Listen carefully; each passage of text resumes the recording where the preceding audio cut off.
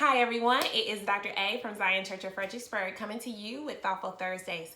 This past Sunday, the Voices of Worship along with Minister Stephanie Slaybaugh sang the song Reckless Love. It's written by Corey Asbury but performed by a variety of artists including Bethel Music and Israel Houghton. And if I'm being honest, we didn't love the song at first, only because we had only a few days to learn it and it's a bit wordy. But we grew to love the song, and so as I began to really meditate on the song, I began to think about the words reckless love. Reckless, it seems to have a negative connotation most times when you think about reckless driving. But then love, it has a positive connotation, especially when you're thinking about God's love. So I was trying to reconcile the two. So I looked up the word reckless in the dictionary, and it essentially is talking about throwing caution to the wind, not really caring about consequences, and that makes sense when it comes to reckless driving. But what about God's love? Again, trying to reconcile the two. So I looked at the lyrics of the song. When you look at leaving the 99 to go after one, to the human mind, that does seem a bit reckless.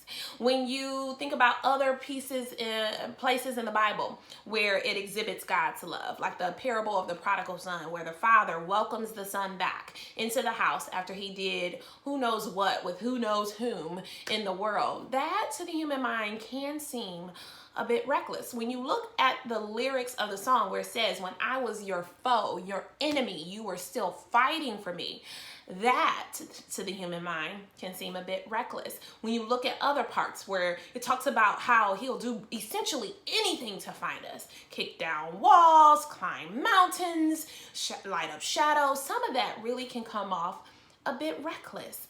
And it's because we are conditioned to love with caution. It's what keeps us from falling for the wrong dude or falling for the wrong lady.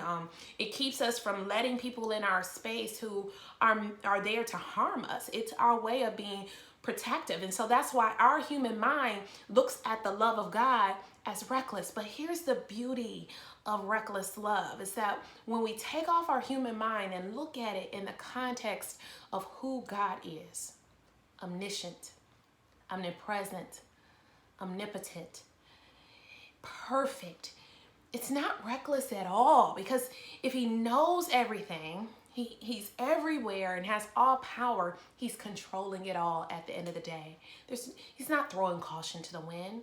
He's not thinking about consequences. He knows them all. And that's the beauty of the reckless love. So here's the hard part. The hard part is that God's love is an example of how we should love one another. And because we're conditioned to love with caution, that means we're not exhibiting the love that he has designed for us to exhibit to one another. We need to be throwing caution to the wind and loving without consequences. And many of us can think about doing that when we think about our children, when we think about our spouses, or even our family. But our foes, our enemies, it's pretty hard for many of us to do, including me. So I invite you to do what I'm going to do, and that's to continue to seek the Lord about a true, full understanding and revelation of what his perfect love looks like, what his unconditional, unwavering, and to the human mind, reckless love looks like. And ask him for the wisdom to really exhibit that kind of love to one another, to someone else. I invite you to do that with me. So then we imagine a world we live in it. Every believer showed unconditional, unwavering, uncautious. Is that a word? The word love without cautious.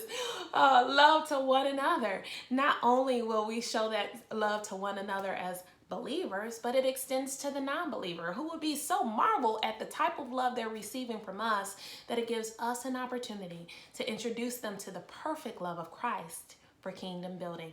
Until next time, it is Dr. A with Thoughtful Thursdays.